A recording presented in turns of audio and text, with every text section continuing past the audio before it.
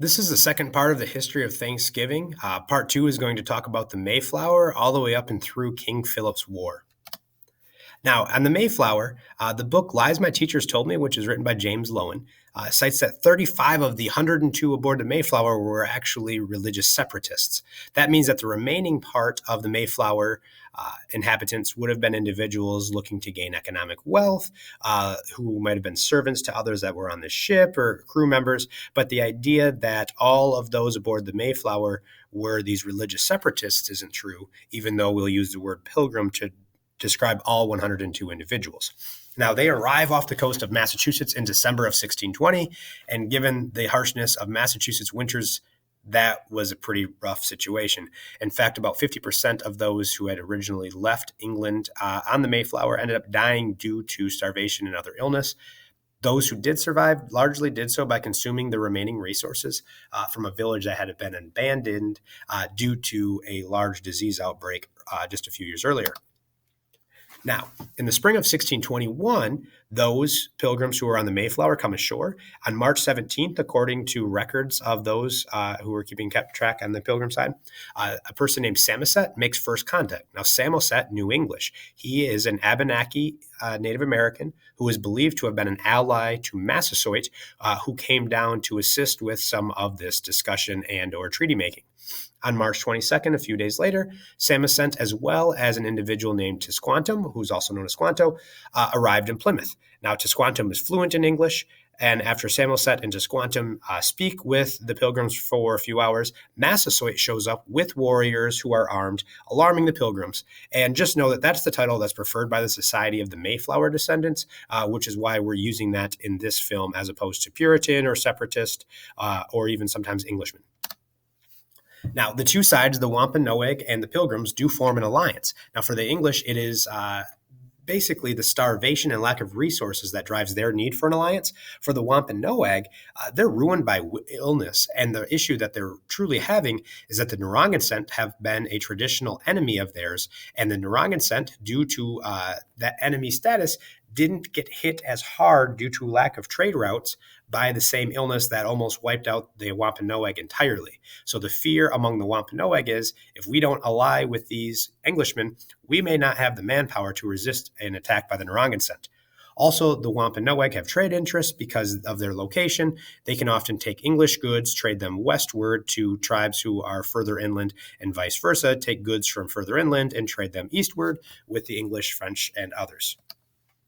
Now, by autumn of 1621, there's some stability. Tisquantum and another native named Hobomok serve as aides to the pilgrims, and as that, they teach them certain practices and how to survive and gain a harvest of Native American crops. The goal of the colony at Plymouth is twofold. Some were there for religious separation from the Church of England. Others were there for the profit, and that profit was largely driven by the fur trade. Now, the first Thanksgiving meal takes place in the autumn of 1621. However, autumn harvest celebrations are already a part of Eastern Native American tradition, and so this would not have been considered in any way a first Thanksgiving meal for those who partook on the Wampanoag side. The Wampanoag, according to Edward Winslow's letter, which is one of two primary sources that survive, there were approximately 90 Wampanoag who were there, including the Sachem Massasoit. English wildfowl was provided. The Native Americans provided deer and venison meat. William Bradford, who has a text that's later uncovered, identifies wild turkey and corn as also being consumed.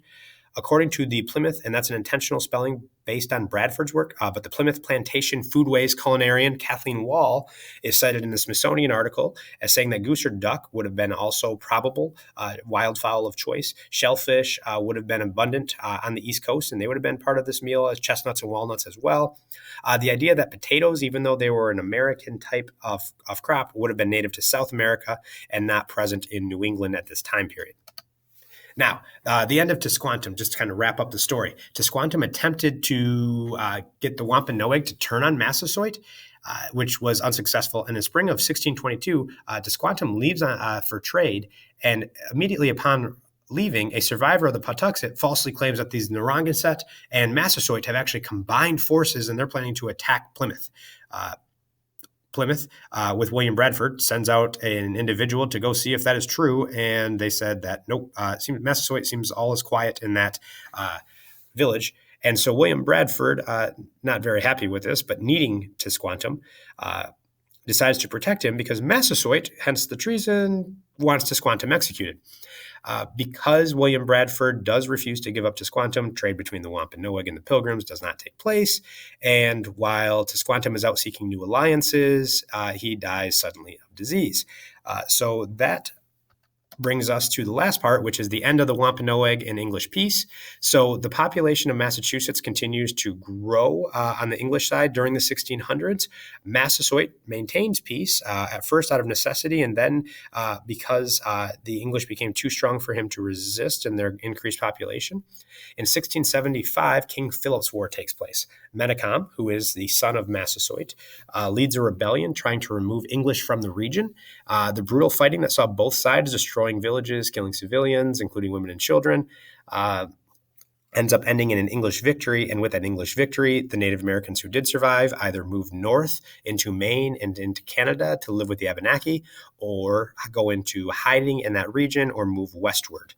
And so that ends the history of New England in the 1600s. And then the next part will go over the history of modern-day United States Thanksgiving.